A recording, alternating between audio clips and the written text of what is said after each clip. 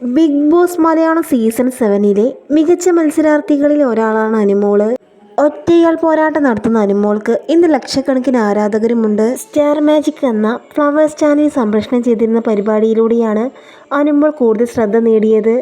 ഏഷ്യാനെറ്റ് സംപ്രേഷണം ചെയ്തിരുന്ന പാടാത്ത പൈങ്കിളി എന്ന പരമ്പരയിലൂടെയാണ് അനുമോൾ മിനി സ്ക്രീൻ രംഗത്തേക്ക് ചുവടുവെക്കുന്നത്.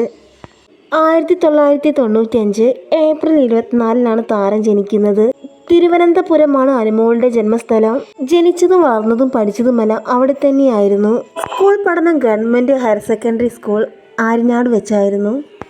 കേരള യൂണിവേഴ്സിറ്റിയിൽ വെച്ചാണ് ഡിഗ്രി പഠനം പൂർത്തിയാക്കിയത്. അമ്മയും അച്ഛനും ചേച്ചിയും അടങ്ങുന്ന കൊച്ചു കുടുംബമാണ് അനുവിൻ്റേത്. അച്ഛൻ്റെ പേര് സതീഷ് ചരപ്പള്ളി എന്നാണ്. അനുവിനേക്കാൾ 2 വയസ്സ് മൂത്ത ചേച്ചിയുടെ പേര് അഖില RS എന്നാണ്.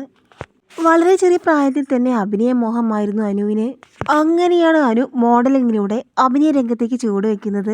ടെലിവിഷൻ മേഖലയിലാണ് അനു കൂടുതലും ശ്രദ്ധ നേടിയത്. മിനി സ്ക്രീൻ രംഗത്ത് 2019 മുതൽ അനുമോൾ സജീവ സാന്നിധ്യം തന്നെയാണ്. കേരളത്തിൽ സംപ്രേഷണം ചെയ്തിരുന്ന സൂപ്പർ ഹിറ്റ് പരമ്പരയായിരുന്നു സത്യ എന്ന പെൺകുട്ടി. ഈ പരമ്പരയിലെ പ്രധാന കഥാപാത്രത്തെ അവതരിപ്പിച്ചത് അനുമോൾ തന്നെയായിരുന്നു. പിന്നീട് പാടാത്ത പൈങ്കിളി, സുരഭി സുഹാസിനിയും തുടങ്ങിയ പരമ്പരകളിലും താരം അഭിനയിച്ചിട്ടുണ്ട്. മിനി സ്ക്രീനിലെ ഒരുപാട് നല്ല കഥാപാത്രങ്ങൾ അവതരിപ്പിച്ച അനുമോൾ സോഷ്യൽ മീഡിയയിലും സജീവമാണ്. താരം തൻ്റെ വിശേഷങ്ങളെല്ലാം സോഷ്യൽ മീഡിയയിലൂടെ ആരാധകർക്കായി പങ്കുവയ്ക്കാറുണ്ട്. അനുവിൻ്റെ വിശേഷങ്ങൾ അറിയാനും കേൾക്കാനും ആരാധകർക്ക് വലിയ ഇഷ്ടമാണ്.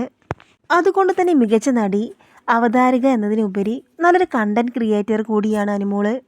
അനുമോൾ RS കാർത്തു എന്നാണ് താരത്തിൻ്റെ സോഷ്യൽ മീഡിയയിലെ പേര്.